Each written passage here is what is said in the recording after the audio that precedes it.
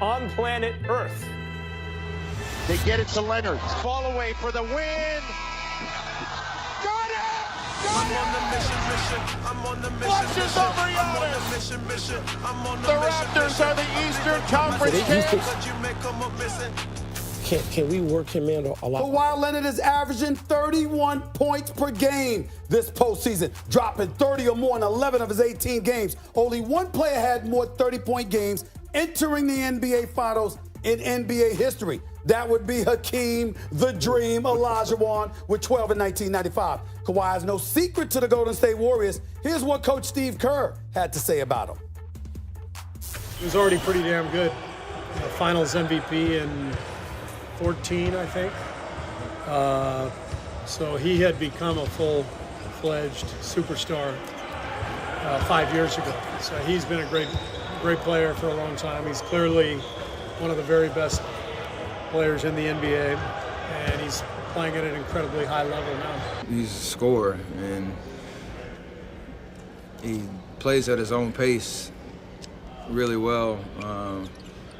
You try to speed him up, try to show him bodies, or play him one-on-one, and he has confidence to be able to get to a spot. So it's one of those things where one-on-one defense, you got to take that challenge, whoever's guarding him, try to force him into tough shots.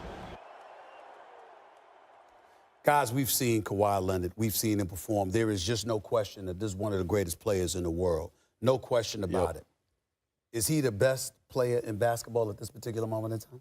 Well, I think that, if he can win this championship, it'll put him right up there with LeBron and KD. I think that Kawhi is doing it on both ends, man. And what we're seeing, too, is a guy, now because of basketball, it's about three-point shooting. Kawhi gets most of his points on twos. But he always get to his spot, and I don't care, even if you beat him there, he's so big and strong, he gonna bump you off and still get his shot off. And what we really love, Doc, is that he plays both ends of the court, and he makes always the right read. He is the most like Jordan that we've seen. Like, there's a lot of great players. LeBron is phenomenal, KD is phenomenal, but not that he is Jordan or anything like that, but he's the most like him. Big hands, post-game, can finish, great leaper, great defender, in-between game. If you beat him to the spot, bumps you off. And then you add his three-point shooting. So, I never get in that who's the best player. Right. Magic is the best player. Michael Jordan was the best player, LeBron. But it's that same group. Well, let me go to you with this. Yeah. How do you defend him if you're the Golden State Warriors? Yeah. It's tough. And that's, to me, what everyone's missing about KD. Yeah. That's the part they're missing. Because, Iguodala's going to have to do it at times. Clay, the one thing Golden State does have, they have a lot of good defenders. So it'll be Clay. It'll be Draymond. At times it'll be Iguodala. But it will not be a KD, and that's a problem. Doc, I wouldn't put Clay on him. Yeah, just size. This is what I would do. You get yours, Kawhi, because you're going to get him anyway. Stop everybody else. Which has been done, by the way. We've seen that in smaller doses. That happens. Yes, because remember, Toronto goes through long droughts of not scoring. So I would save Clay, never get on Kawhi. He's not big enough to handle Kawhi. He's great on the perimeter, but Kawhi is so smart, he'll just bag him down, get to a spot, and jump over. I want to be clear about what you're saying. Are you saying, Kawhi, if you're going to drop 50, go ahead and drop 50? That's right. Stopping everybody else? That's right. It's a little different, though, with Kawhi because he's so efficient. Yeah. I've always high volumes guys, get yours. That has been always, you can get as many as you want because it's not an efficient 50. Kawhi is efficient. Keep this in mind. And that's the problem. But I think all those guys will have to guard him at some point because you really don't have Iguodala's going to guard him the most. Exactly. If healthy. And probably Draymond. Because exactly. I would save Clay. Clay needs to score and be able to move around. Yeah. I wouldn't really sacrifice Clay and put him on. I'm scared of Draymond getting in foul trouble. Well, foul trouble, but also whoever guards him is getting in foul trouble. Kawhi in the last series, he only played the first couple of games healthy.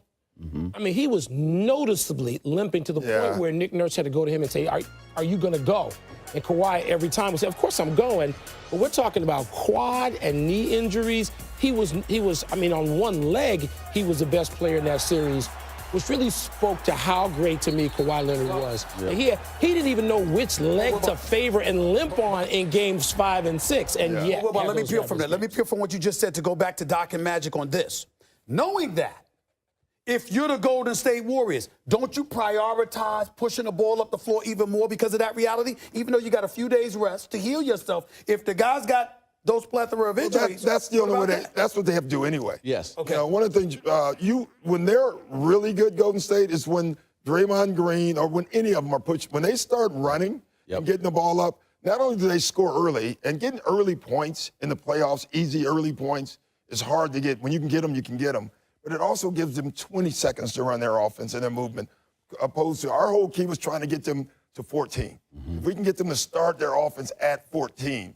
It's easier, but Draymond was smart enough to know push it up, that's right, get him in the stuff, and that's what one of the things Magic was saying is with the ball in Draymond's hands more, it's hard to slow him down. There's not a lot of fours that are going to be up turning the ball. They know that, and that's Golden State will try to score early offense, and that's going to be a key to the series. It's two things. That type of pressure in transition, whether the Golden State Warriors score or not, what they're doing is wearing you down. Yes. Pat Riley used to say this, Irvin, I don't care what happened for the first 3 quarters. Because I know in the fourth quarter, that team that we're playing against is going to be tired because we run. Golden State is the same way. Their best offense really in their defense is their transition game. And their movement. So exactly. you see them as having a fourth quarter advantage unless Toronto's bench can really help out early enough in the game so that their stars, Kawhi, or if Kawhi dictates pace. Well, you don't want to get in the fourth quarter game with Golden State anyway. No, nobody's going to beat them. Because they've been there. Like they know every set, they know every ATO. Like that's where you get yourself in trouble. Getting in a 1-point game. The difference is with Toronto, their 1-point offense down the stretch is Kawhi. Yeah. And so they at least have someone that may be able to match their greatness on one end. And then I would say this. Kyle Lowry played an excellent series against Milwaukee, and we're not talking about him. Remember, I love his toughness. He's gritty, and also, too, his shot selection is good, right? He knows who he is, and he's going to get you 16, 18 points, and he's tough as nails. Now, what they have to do is the young fella, Siakam, he's key. He's got to have a big series. Because if he doesn't have a big series, there's no way they score enough points to beat Golden State. I want to get back to Kawhi in this respect because y'all talked about his poise. Y'all talked about his efficiency. They rave about his patience. You're not speeding him up. You're not speeding him up. And I guess what I'm asking is that's exactly where I was going. Is it possible that the Golden State Warriors could potentially try and speed him up, not let him play at his pace? They haven't been successful at it. Remember this. Right. The last time Kawhi Leonard was on the court against Golden State in the playoff game, San Antonio was up 25 at the half. Yeah. And then he got hurt, and we don't know where that was going. Golden State was hugely favored in that series against San Antonio, but they were up 25 in game one, and Kawhi Leonard was having his way. They're not going to speed him up, but what they will do is they're going to send someone. Yeah. You know, they're saying they're not, but I'm going to tell you, someone's coming. They're not just going to sit back. For 3 quarters, they are. Yeah. But very similar to what they did to Lillard, where they were sending that extra guy. It wasn't a trap. It was almost a corral, a late trap. They're going to do that because they know down the stretch they can't let them beat. And that's where you got to give Steve Kerr credit. Man, listen, he coached his butt off in that Portland series. And he will come up, just like Doc Rivers said. I hate to call him coach, but Coach Rivers said. Doc's good. Doc is good. Because, you my boy. Yeah. So he will come up with a scheme and a plan to try to disrupt Kawhi. But he knows he can't stop him, just slow him down. But those other guys are going to be a key for Toronto. Can Gasol get some points? To me, Siakam is still the guy. I'm telling you, if he has a big series, this series will go 7 games. I'm looking at him and the ability to hit spot-up threes, and that's where Siakam is a threat, and I give you that. The only question I have when we get back to Kawhi is that as efficient as he is, as lethal as he is, Y'all said he's primarily a 2-point scorer, going up against 3-point marksmen. But he's Steph Curry and Clay. I know he can hit the three. Kawhi's a great three-point. I mean, he's above 40% three-point shooter. And they always seem to come in critical times. Yeah. Offensive rebounds and threes. He Kawhi doesn't have a volume, but you look at the impact he had in those two areas in games 5 and 6 for Toronto against Milwaukee. They were critical. I guess what I'm asking is, can the Toronto Raptors beat Golden State with Kawhi being primarily a 2-point scorer, if indeed they're able to take away that 3-point shot? Yeah, I think they can, but I think Kawhi's going to give you both. I think when you look at his points, he makes 3, 4, 5 threes a game. He sprinkles in everything else. He gets to the foul line. So my answer is yes, he can. Yeah, and I think also, too, Golden State, I think in the half-court offense, Golden State, they're not going to get as many threes against this team because Toronto can switch. Yeah. See, they can do something that most teams can't do because you can remove Gasol off the court and they still will have a great lineup out there with Serge playing center. So I think that they're going to switch everything. Ibaka, Siakam, and Kawhi. Exactly. Obviously, you got those guys can switch everything. They can switch everything. And when Gasol's on the floor, they're going to go to Gasol. Yeah. They're going to use him. And so that's going to be the key for Gasol. How valuable can he be offensively on the floor when he's on the floor? If he can't be, then you're going to see more of a box. Well, see, what I would do is put Gasol in when they bring the second group in. That second group, then play him a lot because he can keep up with those guys. See, this is what you see. I'm trying to tell you, I'm learning basketball. I'm learning basketball here. Doc Rivers, Irvin Magic Johnson, of course, the great Mike Wilbon, and myself. You have to take a quick timeout. But coming up, Klay Thompson was salty about not making an All-NBA team, and it literally cost them millions, like 30. Will he take his frustration out on the Toronto Raptors? We'll talk about that next. Keep it locked right here. Sports Center special with the fellas. Let's get it. Golden State for a 5th consecutive season. They're headed back to the NBA Finals. A historic run for Golden State continues. You know, 5 straight finals, the historic nature of what that is, kind of crazy to think about. That's what you play for. This is our goal every year. We know 4 more wins defines your season, so got to stay locked in.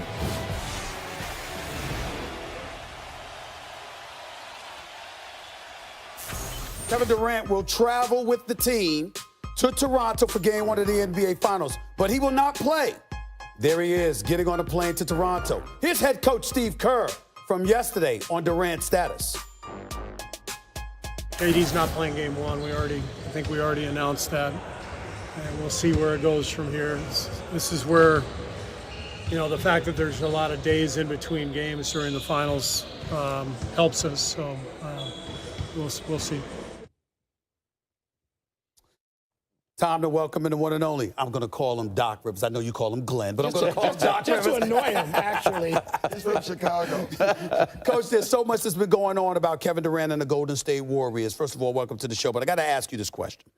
When we talk about the Warriors, what type of team do you view them as without Kevin Durant, particularly with all of this noise about how much they're so good without him? Well, they're still a championship team. You know, they've proven that before. They don't have the supporting cast that they had before Durant, if you remember. They don't have all those guys, but they're still a championship team. They're just not as good without him. Listen, I saw them in the first round, and I saw them with KD on the floor, and they're really good with him. So they're just how are they different, Doc? Though there's something about them. But they do it then. You know, when KD's on the floor. You know, Steve Kerr's a smart coach. He gives the ball to KD and allow him to be KD. When he's off the floors, when they have more movement. They have movement with KD as well. Right. I think that narrative out there that they don't have movement when KD's on the floor is not true. They really do, just not as much as when he's off the floor. It's interesting that you say that because, Magic, I'll ask you, both of you were point guards, obviously. He's a coach, but you were a point guard, is obviously a point guard, Hall of Fame point guard. My question to you is, when you look at this team without KD, what is it that you're seeing from them that makes the Golden State Warriors so effective without him? Well, you allow Draymond Green to touch the ball more, right? So he gets the quarterback more. than he would with KD. And Doc's right. There's no way that Golden State is better without Kevin Durant. I'm sorry. That's never going to happen. And anybody who thinks that is crazy. Now, what happens is the ball moves. You see Draymond will be at the top of the key. Clay and Steph will be coming around 2 or 3 picks. Draymond will decide where he wants to throw it. As soon as he passes, he'll go away and pick for that other guy. And Clay or Steph will come off of him.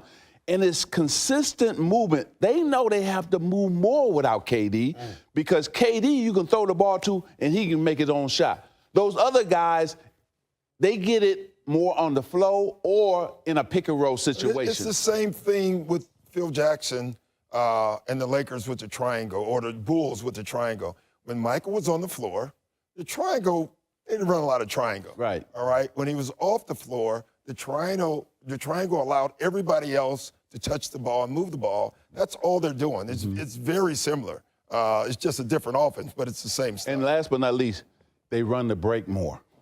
See, because they know they got to get easier baskets without KD. Yeah. See, because now you're missing that weapon in the half-court game where you can just, the shot clock is winding down, throw it to Kevin Durant. He going to go get you a basket. Draymond essentially said that. I mean, he said at one point, I don't know which series, I guess the last series, that they can get a little lazy because they know they can just throw it into Kevin, and it speaks to what they know they have. The ultimate weapon, isn't it? It's a great weapon. It's a great weapon. All right, so what does this do? What does this do defensively? I mean, we just saw Kawhi Leonard effectively be the head of the defense that walled off Giannis Antetokounmpo and took him out of it. What are the responsibilities going to be now for Kawhi Leonard defensively? Where would you have him? Oh, he's going to guard Clay, you know, and he'll guard Steph as well. No, I think he'll guard Clay more, you know, but he'll guard both. You know, the thing with Toronto, they have so much length that they're going to be able to switch a lot of stuff, and that guy can guard each guy. You know, Siakam can guard. They have a lot of guys that can guard. So Toronto's going to be able to defensively switch a lot of things that will give Golden State problems. I think that Gasol won't be as effective in this series. Ibaka going to probably play more, right? Because just what you talk about, his length, size, and his ability to still score. And he knows how to play Draymond. He knows how to play the Warriors. He's played against them. And also, the good thing about it, so has Kawhi. Kawhi has played against the Warriors. So it's no surprise for them. They said, okay, we know how to play against the Warriors. The thing's going to be the key is Toronto's bench, to me, is better than the Warriors. That's where I was going, right, Magic, because, see, forgive me, because I know y'all working out all the time in the gym, you know, running. It's been a while since I've done it. It's been a while, y'all. I guess I'm asking this. Is it appropriate for me to think that when it comes to the Warriors, there should be some degree of concern for your lack of depth? I know we've seen Looney, Bell, Quinn Cook to a lesser degree, McKinney. I get that. But when you talk about the Warriors, you're talking about their core. And if Toronto uses their depth, is there a reason to be concerned about Golden State? Oh, no question, because when you go to that bench, Toronto go with guys who can score and have been scorers, right? Fred is a scorer. You know, Ibaka can score as well as defend. So I think that they lean on their bench, Toronto, more for scoring than actually Golden State. What Golden State do, they leave a starter out on the court with the reserves. Yeah, but that's the difference. That's the difference now without KD. See, when we played them in the playoffs, we couldn't wait for one of them to go off the floor. Yeah. Because, first of all, we knew we had Lou and Trez coming in. The difference is now without KD, there's only one on the floor. Before, what Steve did was he always allowed two to be on the floor and one the rest. And to me, against a great bench, it makes it difficult to do that. Well, that's where Toronto comes in. Yeah.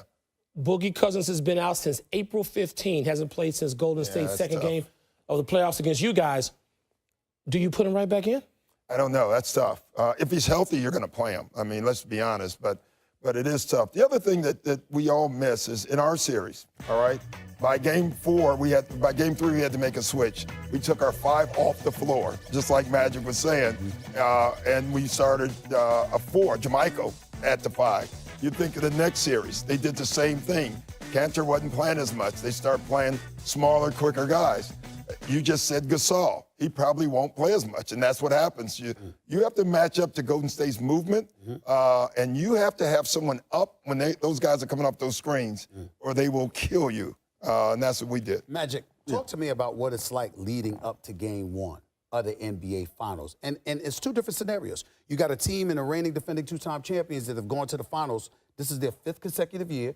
You got a franchise in Toronto that's never been to the Finals. Kawhi's been there. Yeah. Serge Ibaka's been to the Finals. Kawhi has won a Finals. Yeah. But for the most part, a vast majority of those guys have never gone to the NBA Finals. So what's it like for the two teams going into Game 1?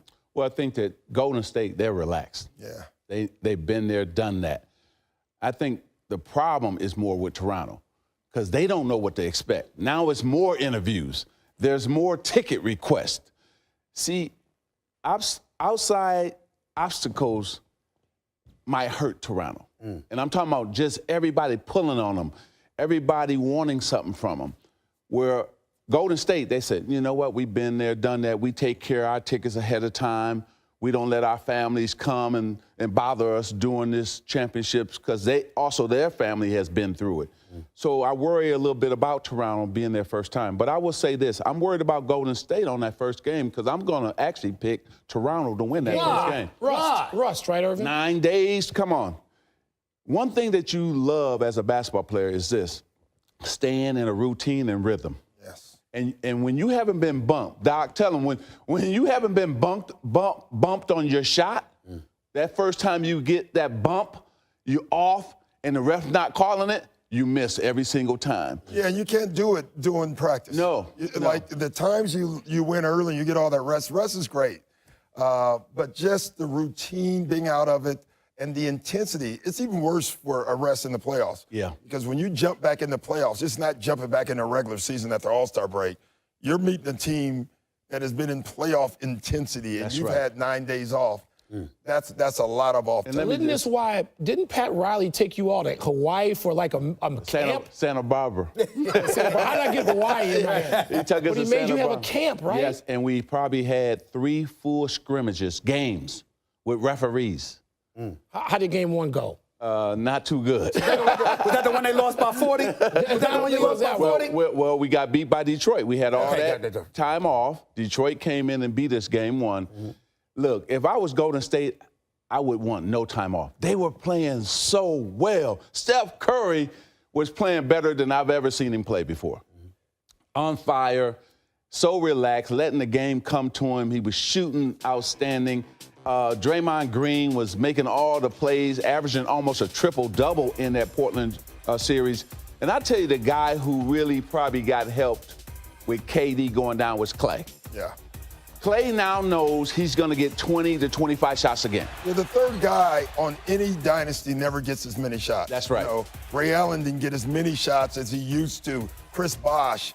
That doesn't mean they're not as good. Yeah. But there's always a 1 and a 2 and a 3, and that guy doesn't. I was in the same situation as Nick Nurse in a lot of ways. Like when we went and played the Lakers and won the title, we had a bunch of guys that hadn't won. And for me, it was about them seeing that this was part of the necessary dream. So it wasn't about, I didn't want them to think about you're playing in the NBA Finals. I wanted them to think this was necessary to play in the NBA Finals to get to where you're going. And so Toronto, if this has been their goal, this part of it should just be part of the process. And that's the mindset they have to have going. By the way, the last coach in the Western Conference to beat the Golden State Warriors in a 7-game series. How about that? That tells you how good. That tells you how good they are. We got a lot of discussion. We got a lot to talk about this upcoming NBA Finals. Coming up on this Sports Center special, Kawhi Leonard has been straight balling this postseason, but where will his help come from in the finals? Magic, Doc, Wilbon, and yours truly discuss all that and more up next.